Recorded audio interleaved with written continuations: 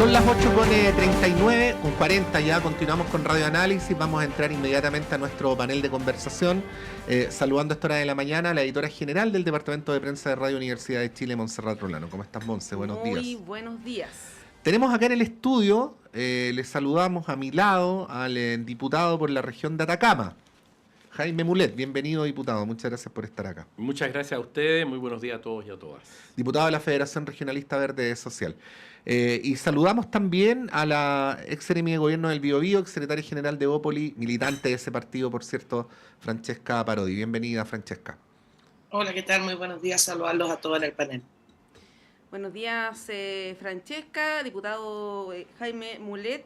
Harto tema que conversar en esta semana y en este mes que comienza, ¿no? El primer día hábil de diciembre, que asuma como un mes muy relevante, sobre todo en lo que concierne al Congreso Nacional. Ya vamos a estar conversando de eso, pero antes, y que también está vinculado con actividad legislativa hoy, el caso Monsalve y la comisión investigadora. Hoy concurren o concurrirían, ¿no? Están invitados asesores del segundo piso, Carlos Durán y Miguel Crispi.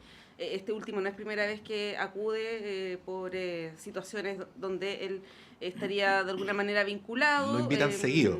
Sí, hay veces que va y otras que no. Sí. Pero bueno, está la expectativa sobre lo que ellos puedan plantear, ¿no? Está esta duda que aquí se ha hablado mucho sobre qué hizo el presidente cuando se enteró, por qué no tomó la decisión de inmediato, qué le dijeron sus asesores, si lo asesoraron bien o mal, y van a ser parte de las preguntas que se le hagan a estos asesores. Quiero plantearles primero esto como el marco general de lo que va a ocurrir hoy, pero también como comentario, y ahí, diputado, le doy la palabra, esta vinculación que se hace media espuria, ¿no?, con lo que conocimos la semana pasada respecto de esta denuncia contra el presidente. Se mete un poco todo el mismo saco, el tema de la pesquisa, que en realidad no tiene nada que ver, ¿no? Más allá de que uno pueda cuestionar ciertos manejos comunicacionales. Lo menciono solamente, no porque fue tema el fin de semana, portada de los diarios, pero la verdad es que el tema en sí mismo es de una relevancia bien distinta que el mismo caso Monsalve. Diputado Jaime Mulet, ¿qué espera de esta jornada? ¿Cuál es su evaluación también de este caso? Mire, yo no espero mucho. La verdad que creo que el caso Monsalve se ha visto hasta la saciedad, digamos. Ya hemos hoy día escuchado igual un noticiario temprano en la mañana y es como que escuchar a uno el de hace 15 días atrás. Pues repite más o menos lo mismo. Creo que nuevos antecedentes no han aparecido. Es un caso que está obviamente claramente también en la justicia. La comisión investigadora buscará responsabilidades penales, tienen todos los derechos a la oposición de usar esa instancia. Es una instancia, cierto, importante desde el punto de vista de la fiscalización, que persigue responsabilidades responsabilidades políticas, o sea, sí, eventuales acusaciones constitucionales, eventuales sanciones o petición de sanciones de esa magnitud. Creo yo que se está estirando algo, no creo que aporten mucho más ni Crispi ni Carlos Durán, digamos, de lo que ya se sabe o de lo que supo el presidente, que declaró el presidente, de manera que esos asesores y que el presidente les informó, como se ha dicho, bueno, lo más que pueden saber es lo mismo que informó el presidente a la prensa en esa extensa conferencia de prensa o después a nivel judicial en una declaración voluntaria. De manera que creo yo que tiene que ver más bien con una actitud de la oposición de estirar el caso Monsalve porque obviamente golpea al gobierno. Ahora, mezclarlo con la denuncia que recibió el presidente creo que no tiene ningún sentido, son casos absolutamente diferentes. Pero más bien demuestra una lógica de hacer política bastante baja, diría yo. Creo que el país tiene problemas mayores, creo que esto está suficientemente investigado, y creo que gastar mucha energía, porque evidentemente gasta energía política, estamos hablando de asesores principales del gobierno de la moneda, estamos hablando de un conjunto importante parlamentario. En este momento, sobre este caso que está bastante avanzado, donde el principal responsable hipotético, ¿cierto?, está hoy día en manos de la justicia, privado de libertad. Entonces creo que hay otros problemas. Me gustaría que avanzásemos, ojalá, en la reforma previsional, que creo que es la más urgente, y poner los énfasis en otras cosas. Creo que se estira mucho un tema que le causó mucho daño, obviamente, al gobierno y a los partidos de gobierno. Deduzco de sus palabras, diputado, antes de darle la palabra a Pierina, que en su opinión... A Francesca, sí, está, disculpa, Francesca, lunes. Sí, estuvo Pierina la semana pasada.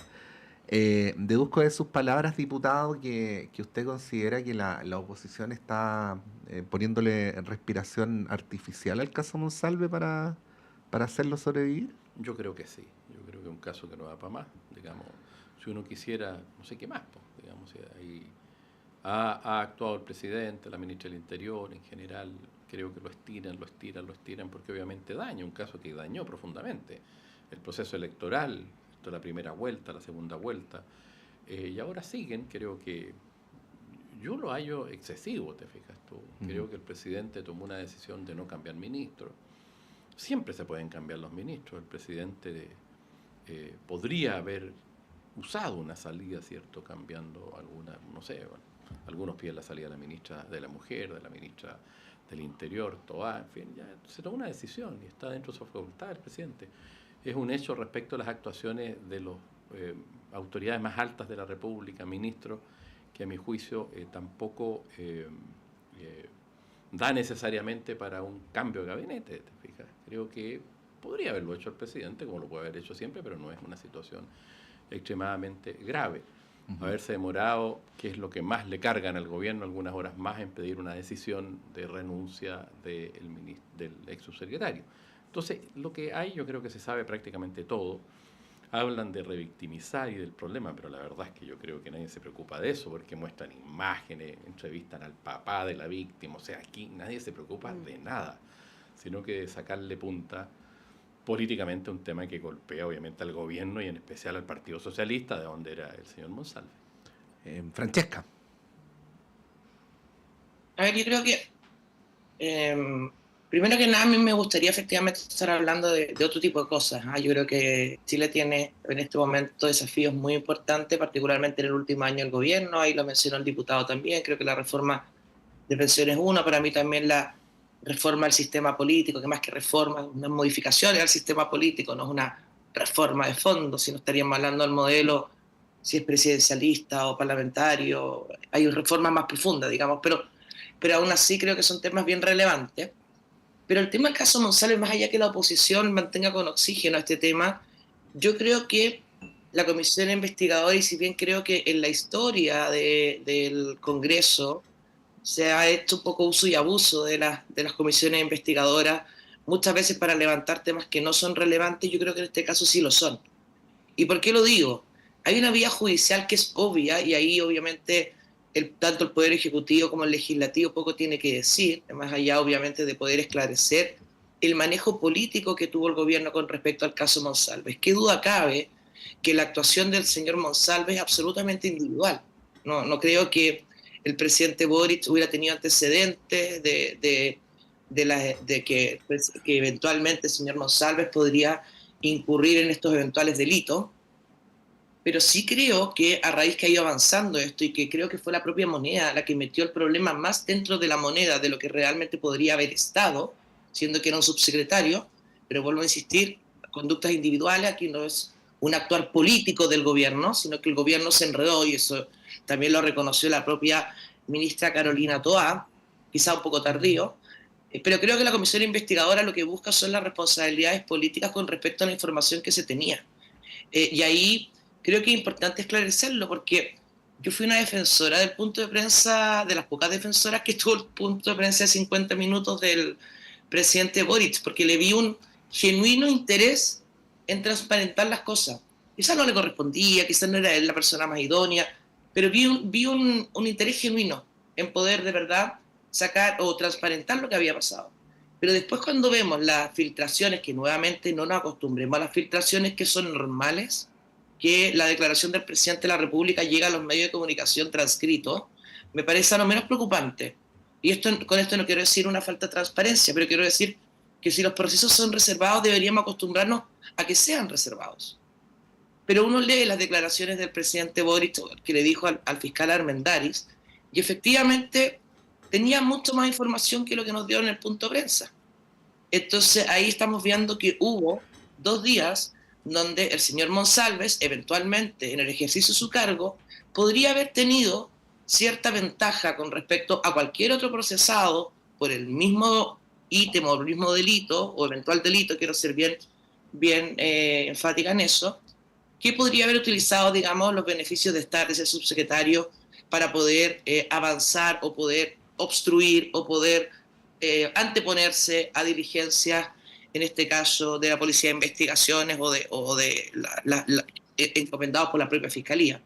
Entonces, no creo que sea mantener con oxígeno en este caso en puntual. Yo he sido bien crítica de otras comisiones investigadoras y creo que son más uso y abuso y todo mediático y tratar de meternos en polémicas de las cuales no deberíamos estar hablando, pero recordemos que la Cámara de Diputados tiene un rol fiscalizador y aquí no estamos hablando qué tan cómplice, digamos, es el gobierno con respecto al actuar del señor Monsalve, que, por no insistir, son conductas individuales, pero sí qué tan pasivo fue el gobierno ante una denuncia que fue bastante más fuerte que lo que nos explicó el presidente Boric en esa conferencia de prensa y los 2 días posteriores, que yo creo que son bastante claves. Por eso también las declaraciones que puedan hacer hoy día tanto el señor Durán como el señor Crispi en la Cámara de Diputados.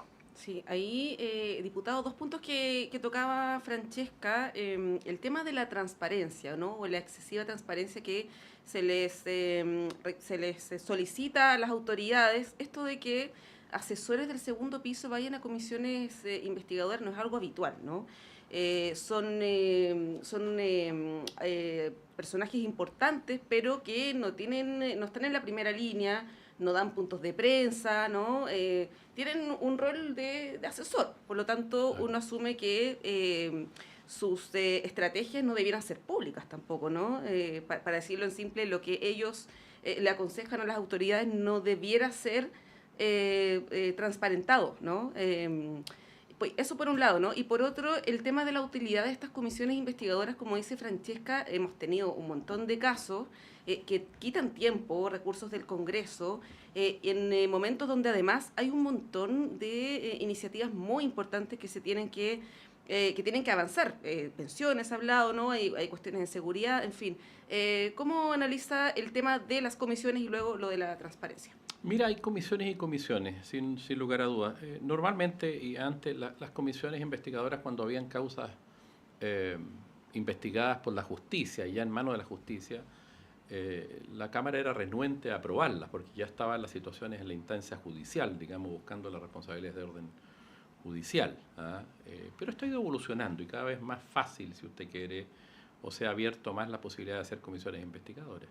Yo en sí no me niego porque es un derecho normalmente asignado a la minoría en un gobierno, ¿te fijas? Por eso se requiere el 40% de las firmas de los diputados, 62 diputados se puede hacer una comisión investigadora. Como las interpelaciones, digamos, y otros derechos que tiene la minoría y obviamente lo puede ejercer la mayoría. Respecto a los asesores, también es relativamente...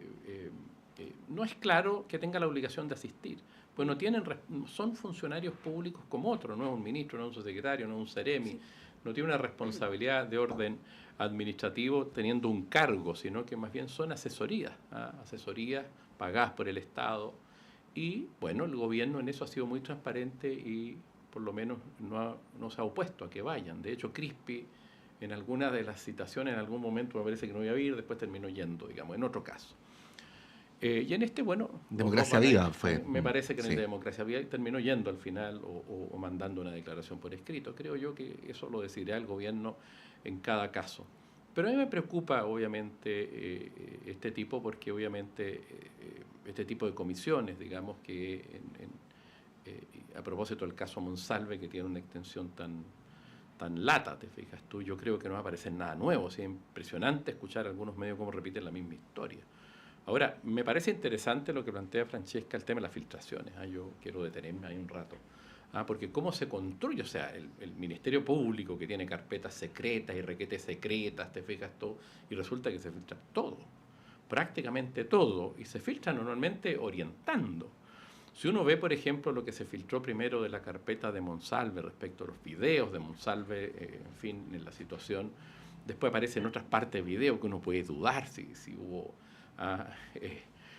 una situación más intensa, menos intensa, mayor voluntad o menos voluntad, Es impresionante cómo se filtra la declaración del presidente de la República el otro día. O sea, ¿en qué está el Ministerio Público, me diría yo, respecto a las cosas que tiene que salvaguardar? Y van generando también una especie de película, ¿cierto?, para provocar a la opinión pública y orientarla de determinada manera. Son verdaderos juicios populares. O sea, una formalización es un verdadero juicio. O sea, hay una condena pública respecto de las personas cuando tienen, obviamente, hay interés públicos en ellas. Pero se violan principios básicos como la presunción de inocencia, que es muy importante, y la verdad es que en eso creo yo que es uno de los temas que hay que analizar. El Ministerio Público hoy día no tiene nadie que fiscalice al Ministerio Público. ¿Quién fiscaliza a los fiscales? Los fiscales se investigan unos a otros. Cuando uno presenta una querella contra un fiscal, va uno y nombran al fiscal del lado o de la región del lado para que fiscalice o haga la investigación respecto del otro. Hay una situación hoy día bien grave ahí que creo yo que hay que fortalecer, sobre todo fiscalizar también a los fiscales, porque uno ve, por lo menos lo de las filtraciones, es un verdadero escándalo, a mi juicio. Sí, pues. Bueno, vamos a continuar en el segundo bloque con otros temas. Igual le damos a Francesca la oportunidad para que pueda tener, tal como lo tuvo el diputado Mulet, su segunda vuelta en este asunto, ¿no? Pero vamos a ir un breve alto y a la vuelta vamos a ver con la reforma del gobierno, la reforma del sistema político, en fin, estos temas que se han venido discutiendo en los últimos días, pero que son especialmente interesantes si es que los vinculamos con la tierra derecha en la que está entrando el gobierno, cuánto margen le queda para poder implementar sus reformas, bueno, o sus ideas de reformas. Son las 8:57, breve alto y continuamos en Radio Análisis.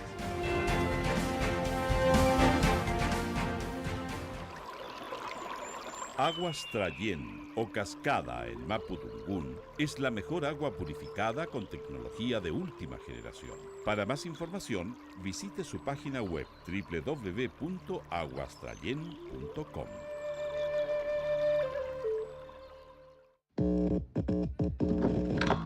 Sala Máster de Radio Universidad de Chile presenta Schwenke y Nilo, 45 años de historia en Sala Máster. Radio Universidad de Chile les quiere invitar este sábado 7 de diciembre a recordar y compartir juntos la conmemoración de los 45 años de existencia de uno de los dúos más emblemáticos de la música popular chilena, Schwenke y Nilo.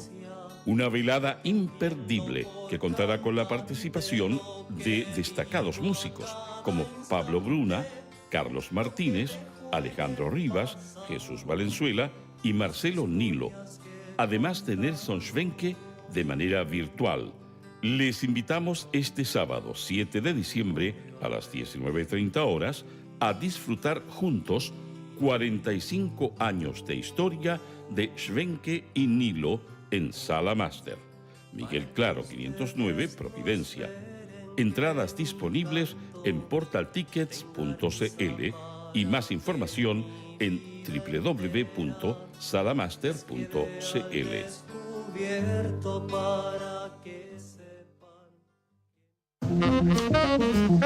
Hola, soy Miguel Veracifras y quiero invitarlos a escuchar Holo Jazz todos los lunes a las 20 horas por Radio Universidad de Chile. la cultura, el arte y sus comunidades. Un espacio para la discusión, improvisación y la escucha social. Holo Jazz, lunes, 20 horas.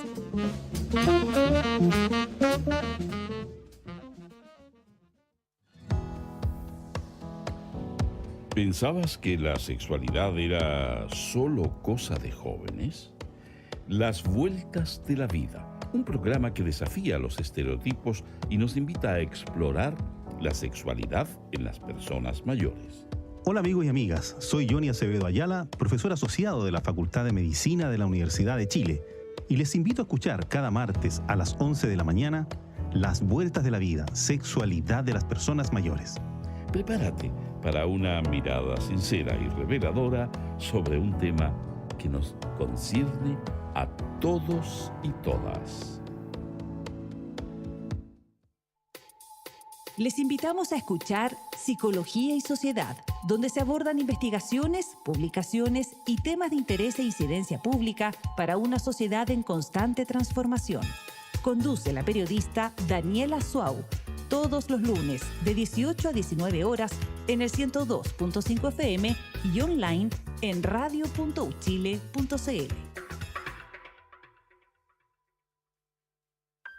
Estás escuchando Radio Universidad de Chile, la emisora insignia de la música chilena, reconocida como radio fundamental por la SCD 2024.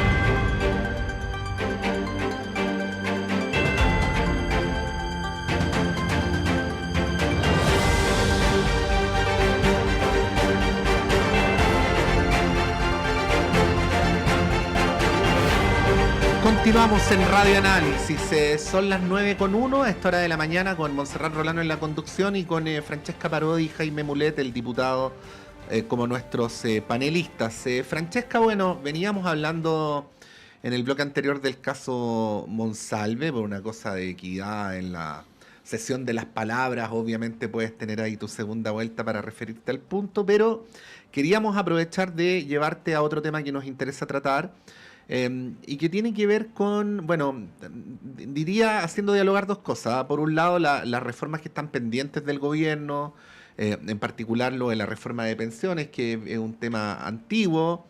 A propósito del tema de las ISAPRES, que después lo vamos a tratar también, aparece el tema de la ley larga.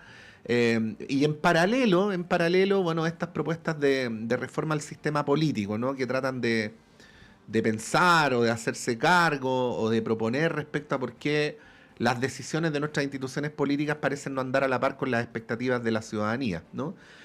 Bueno, al gobierno no le queda mucho margen, de repente pasan días, semanas, meses hablando de temas como Monsalve, menos tiempo queda aún. Quería preguntarte cómo lo ves, pues. Ya, ahora sí que lo de la tierra derecha no es retórico, quedan poquitos meses de gobierno en términos simbólicos, y las tareas por acometer son grandes. ¿Cómo lo ves?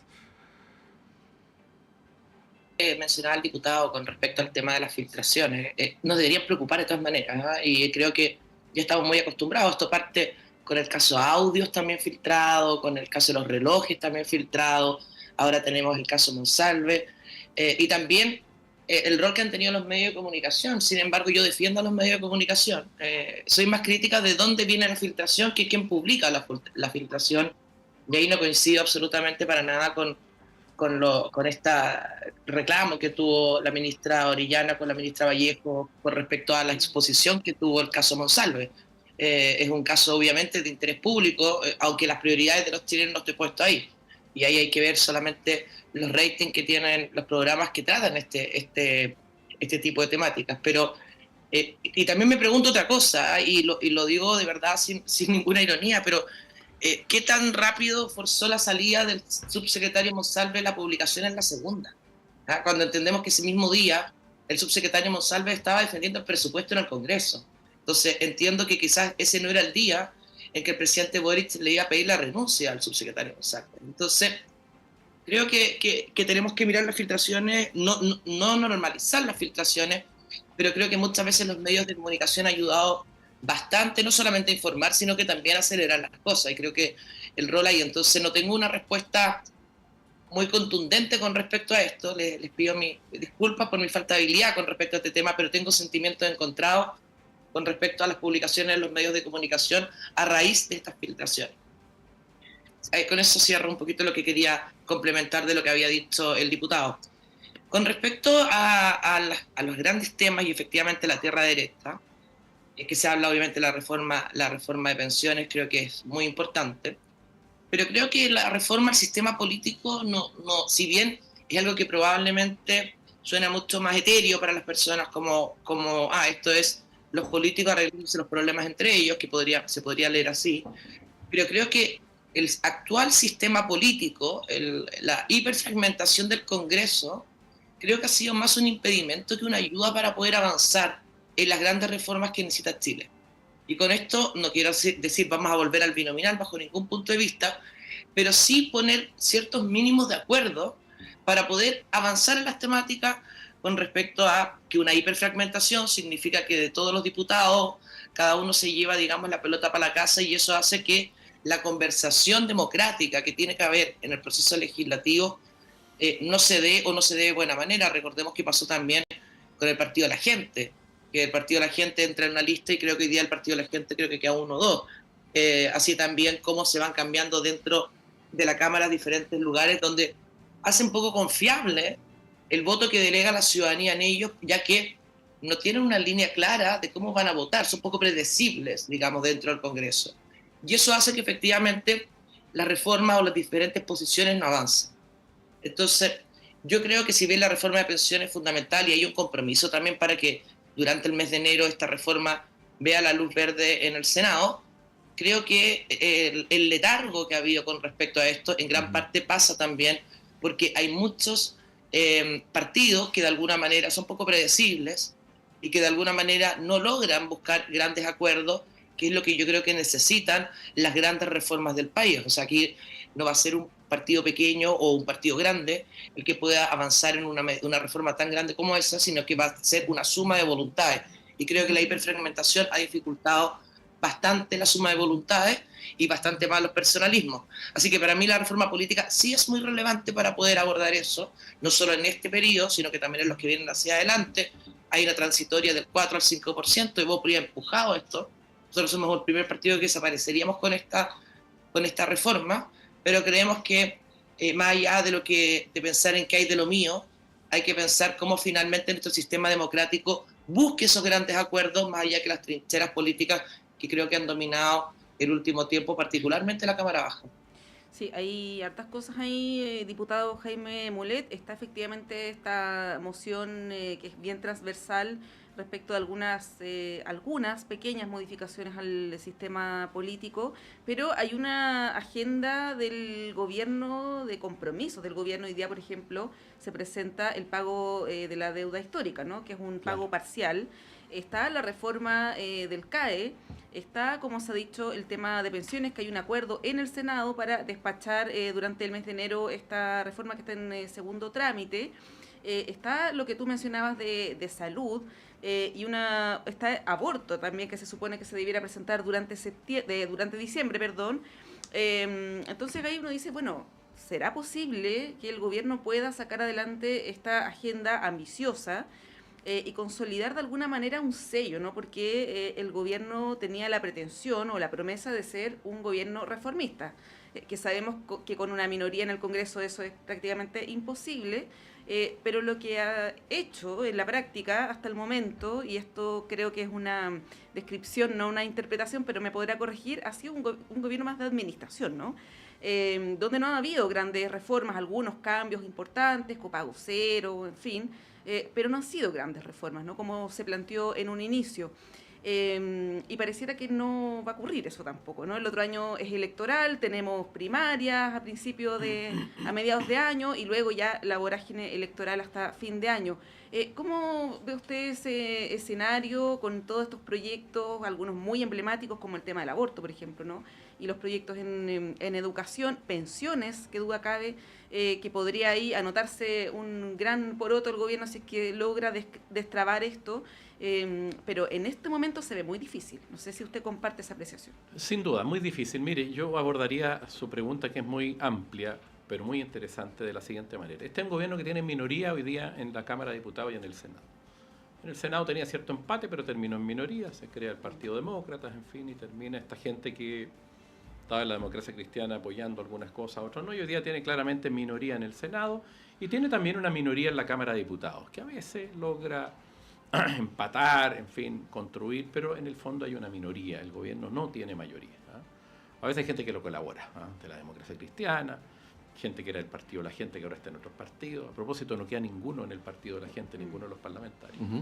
Se fueron todos, incluso Yarse, que... Como la canción de los perritos. Se ha declarado Rubén, el otro día me junté con él, con un hombre centro-izquierda. Él tomó una decisión de ubicarse en ese sector político, digamos, después de su paso por el partido de la gente. Bien interesante. Entonces, tiene minoría. En segundo lugar, tiene otro problema. Igual no quería interrumpir el hilo, pero igual extraño que alguien diga, bueno, a partir de ahora voy a ser de centro izquierda. Yo creo que el Partido de la Gente incorporó mucha gente en su momento que tenían una visión quizás distinta de lo que terminó siendo después el partido. Sí. Yo creo eso. Pero más allá de eso, y tiene otro problema que tiene que ver la relación entre el Ejecutivo y el Parlamento, que tiene que ver también con el sistema político que tocaba Francesca también.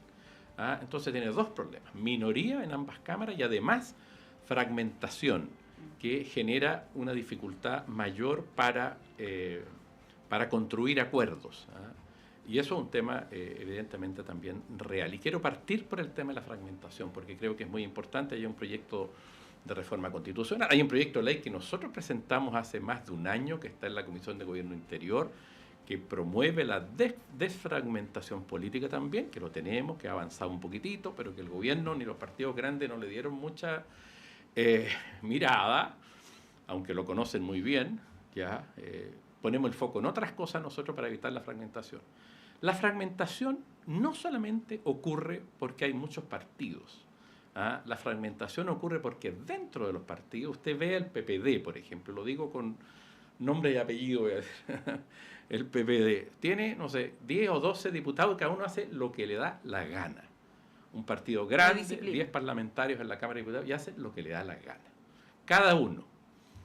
Hay situaciones realmente, ya no voy a dar nombres, pero por ejemplo hubo integrantes de esa bancada que para apoyar la presidencia de la Carol Cariola exigieron que les den la presidencia o cupo en otras comisiones si no votaban por la derecha. O sea, una banda, algunos. Y hay que decirlo. Y eso es así. Eso ha ocurrido. Y ocurre también por otros lados, no solo allí. Parlamentarios de partidos grandes que no se disciplinan y que hacen lo que quieran. Como también parlamentarios individualistas, si usted quiere, un partido que tiene menos diputados. Entonces, el problema de la fragmentación no pasa solo por eliminar la cantidad de partidos, sino que por disciplinar de alguna manera también los comités parlamentarios, que es como actúa cada uno de los partidos, agrupados individualmente.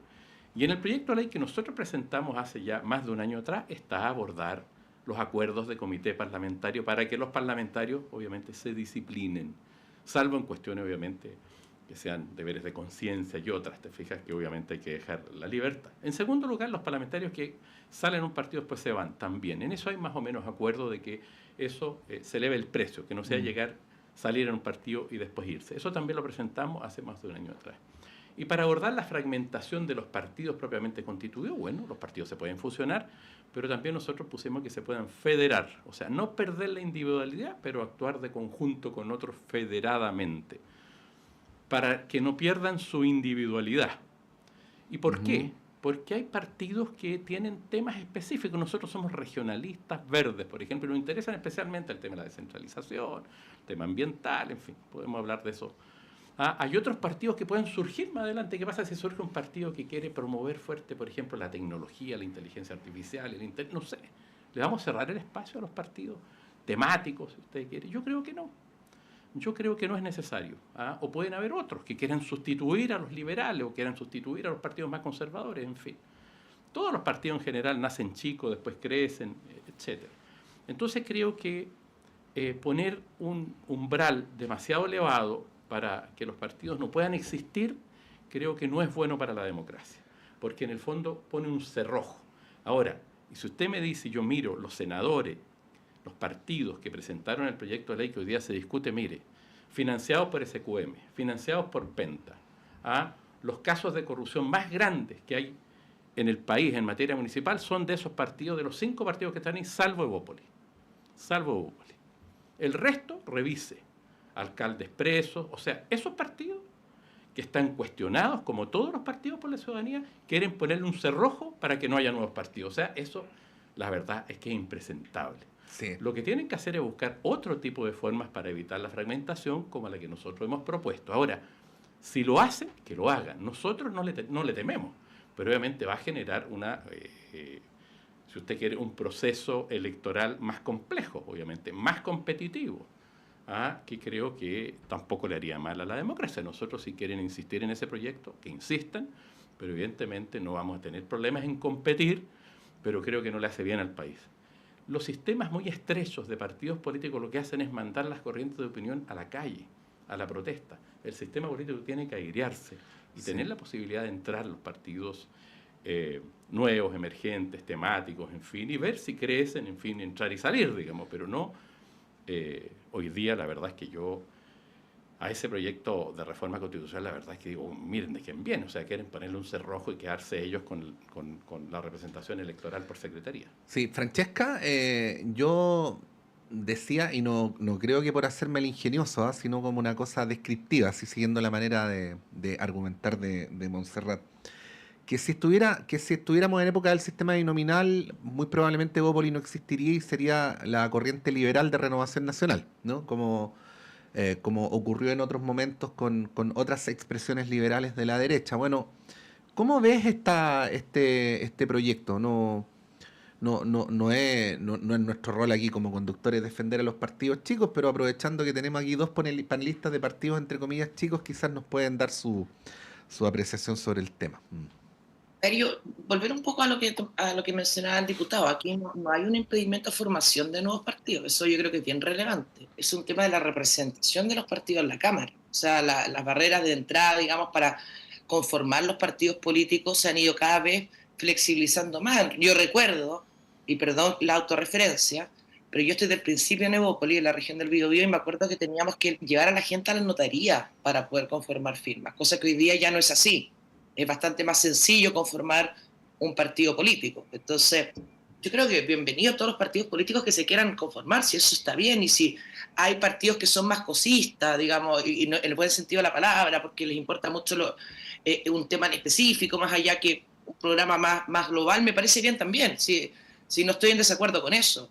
Lo que creo es que si esta conversación de la reforma al sistema político lo tomamos desde los partidos políticos, más allá que desde la gobernabilidad, creo que estamos errando, digamos, en el diagnóstico y obviamente vamos a errar en las soluciones. Si aquí lo relevante no son los partidos políticos, y por eso también lo digo como militante de un partido que quiero mucho, que trabajé mucho por tener esas firmas en los notarios, que nos costó mucho llevar a la gente a la notaría. Estoy disponible para que el partido desaparezca si eso es en pro de la democracia. Y habrá otra forma de representar los problemas. Pero si esto lo tomamos de una discusión de qué hay de lo mío y el cálculo de qué va a pasar en las próximas elecciones, creo que no estamos entendiendo el problema de fondo. Lo está sufriendo el presidente Boric, lo sufrió el presidente Piñera, donde efectivamente las grandes reformas tuvieron más palito en la rueda de la bicicleta que realmente una bicicleta que avanzaba hacia entender que llegar a un acuerdo muchas veces es bajar bandera para buscarse soluciones y ceder desde el punto de vista de qué es lo mejor para el país. Entonces, yo creo que ver esto como una amenaza a la democracia, creo que es todo lo contrario. Creo que todas las facilidades para la conformación de los partidos políticos de todas maneras, pero generemos, sobre todo hoy día, que no hay un sistema binominal, donde efectivamente ya no pensamos en dos grandes grupos y punto, en que haya mayor representación, pero que esa representación tenga un umbral que representa a la ciudadanía y que finalmente permita la gobernabilidad del sistema político. Y ahí, claro, podríamos discutir el número, podríamos discutir si es un 5%, si es un 4%, si es un 6%, si es un 10%, pero eso yo creo que es una discusión que se tiene que dar. Pero insisto, si esto lo tomamos con la calculadora en mano de qué hay de lo mío, estamos dando pocas certezas que finalmente creo que antes que los partidos políticos, antes que las coaliciones políticas, está finalmente las reformas que necesita el país. Y si para eso tenemos que hacer modificaciones y habrá partidos políticos que no puedan tener representación parlamentaria, bueno, habrá que esos partidos tendrán que hacer esfuerzos adicionales, como lo mencionaba el propio diputado, para poder hacer federaciones más amplias y representar de alguna manera a la ciudadanía. Y con respecto al tema de los díscolos, yo he sido bien crítica, creo que lo he mencionado antes de este sistema político. Yo creo que entrar en una lista parlamentaria e irse del partido o cambiarse a otro partido, creo que es una deshonestidad, no con el partido, con la ciudadanía, porque recordemos que los diputados no salen electos por mérito propio, salen electos porque van en una lista, y esa lista conforma, entiendo yo, de cierta manera, un marco ideológico que es finalmente lo que representa o que vota la ciudadanía. Obviamente hay personas que votan individualidades, pero muchas veces, yo soy de centro-izquierda, ¿cuál es la lista de centro-izquierda? Ok, este voy a votar. Y eso creo que es una deshonestidad y que de alguna manera genera también una decepción por parte de la ciudadanía. Mejor ejemplo, lista del pueblo. Nadie supo muy bien qué era lo que era la lista del pueblo, hay gente que hoy día está más en la derecha, está más en la izquierda, y lo que pasó también en la convención constituyente con Perdón, PDG quise decir anteriormente, y lo que pasó en la Convención Constituyente con la lista del pueblo, que también rápidamente se desintegró. Entonces, creo que si seguimos pensando en lo individual, vamos a fallar en lo más importante, que es cómo avanzamos en las grandes reformas. Evópolis es un partido reformista, creemos en la reforma, pero para eso necesitamos también tener un suelo democrático, digamos, que permita estos acuerdos más allá que las peleas de trincheras, que como bien dijo Montserrat, creo que este gobierno ha sido más bien administrativo.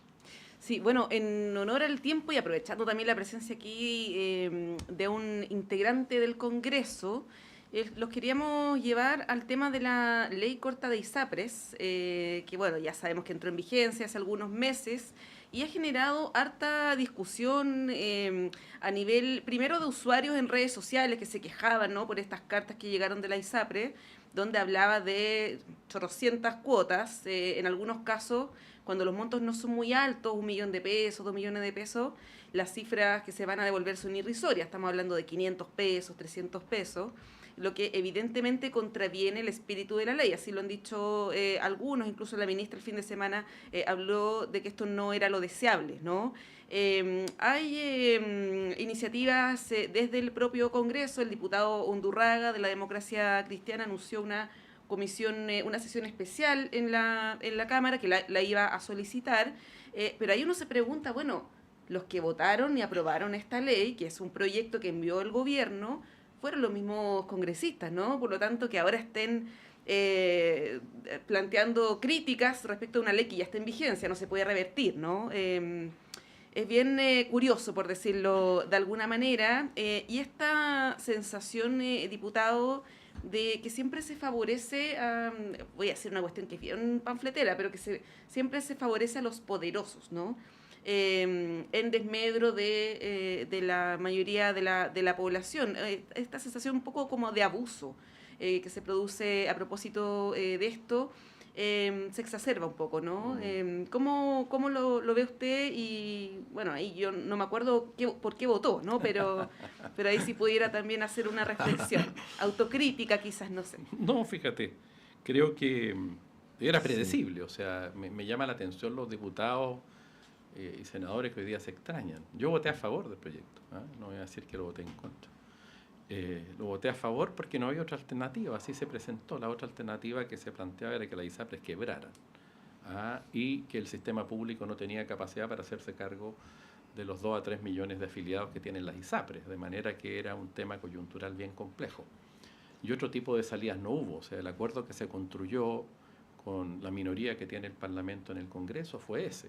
Estuve en reuniones con la ministra de Salud, a mí no me gustaba obviamente darle, no sé, creo que son 13 años a las ISAPRES para que puedan pagar la deuda, aparece enteramente como un abuso. Pero la alternativa, como se presentó este proyecto por parte del gobierno, por parte de la ministra de Salud, era la alternativa de que las ISAPRES quebraran y que el sistema colapsara. Y que hubiera una cadena además de valores de no pago a laboratorios, a clínicas, en fin, centros médicos que están en la cadena de las ISAPRES, digamos, y de la salud privada en nuestro país. Se presenta de esa manera y bueno, y hoy día se empieza a aplicar y aparece en esta forma de pago, que era una de las alternativas que tenían la ISAPRES. Otra era, obviamente, pagar ahora, contratar una deuda, te fijas tú, asumir una deuda y tratar de pagar ahora. Y, no están haciendo nada ilegal, fue lo que les autorizaron. Claro, fue lo que se autorizó. Ahora, que a mí no me gusta, pero debo ser bien honesto en ese sentido. Esto es lo que se aprobó, es lo que se pudo hacer. El sistema público está un sistema absolutamente colapsado. Lo interesante y por qué aprobé la ley es porque hay un cambio sustantivo que hoy día no se ve. Y el cambio sustantivo es que este mismo proyecto de ley que le dio estas facilidades a la ISAPRES le abrió una puerta importante a FONASA a través de un fondo complementario donde se crea un sistema intermedio que recién se empieza a implementar, donde las personas que hoy día están en la ISAPRES van a poder migrar a FONASA y FONASA va a poder contratar un seguro complementario de manera de tener FONASA más algo adicional similar a la ISAPRES.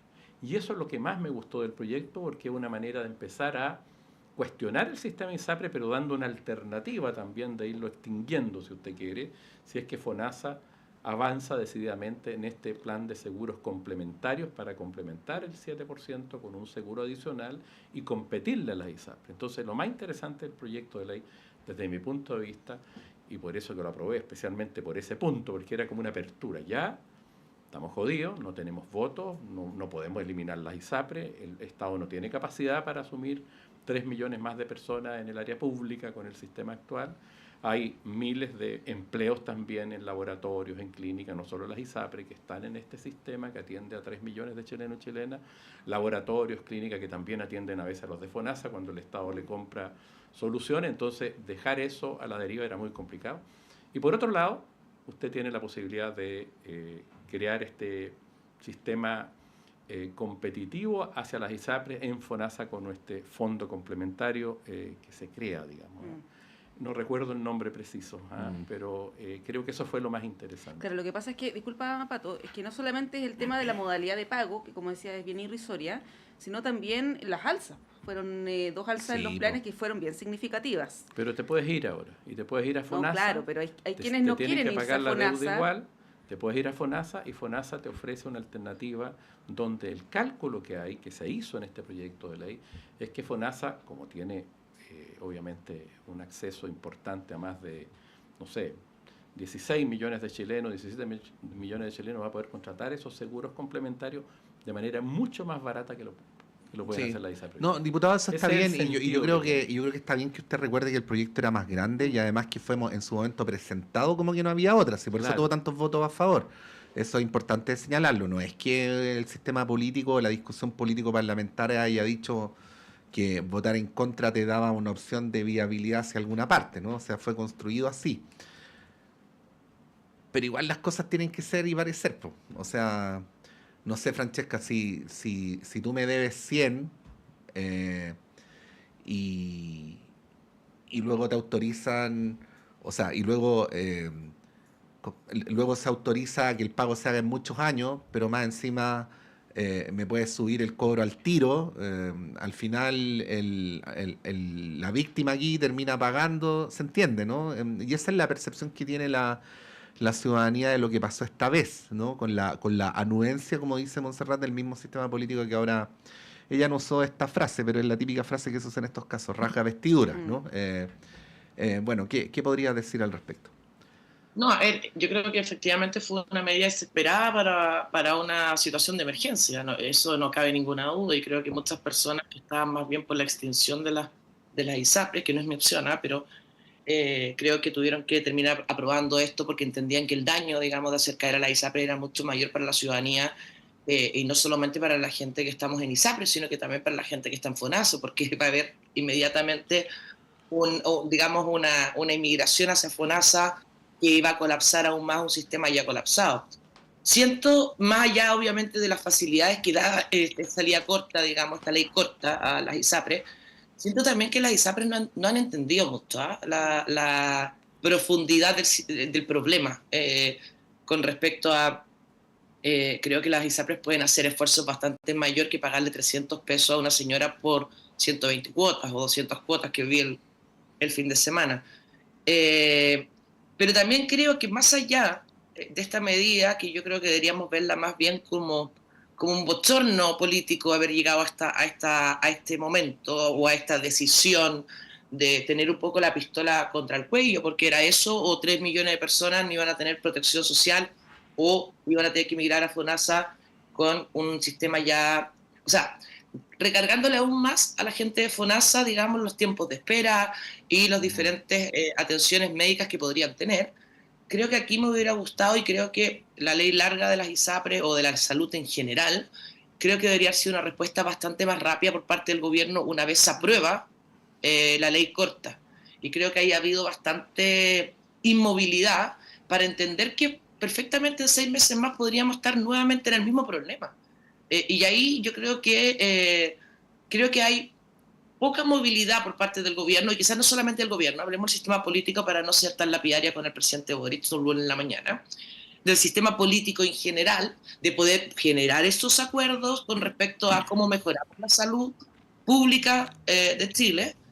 Y también, por otro lado, creo que las ISAPRES me parecen bastante indolentes en la forma que están tomando, digamos, esta ley corta y aplicando la ley corta, que si bien los plazos los da el Congreso en esta ley, creo que me pasa un poco que creo que las ISAPRES no han logrado entender la dimensión del problema. Fíjate que Perdona, una cosa. Breve, diputado, estamos llegando al final. Sí. Modalidad seguro complementario se llama el de FONASA, y estuve buscando el nombre. Y no quiero dejar de decir una cosa a propósito de los partidos pequeños, los partidos grandes. Hay partidos grandes que no ayudan en nada. Hay partidos pequeños, y digo nosotros, los regionalistas verdes, hicimos la ley de royalty, por ejemplo, con Esteban Velázquez, con Alejandra Sepúlveda. Presentamos el proyecto de ley que se terminó de tramitar en este periodo con el presidente Boris y se logró, y es uno de los principales emblemas que tiene el gobierno. Hicimos el primer 10%.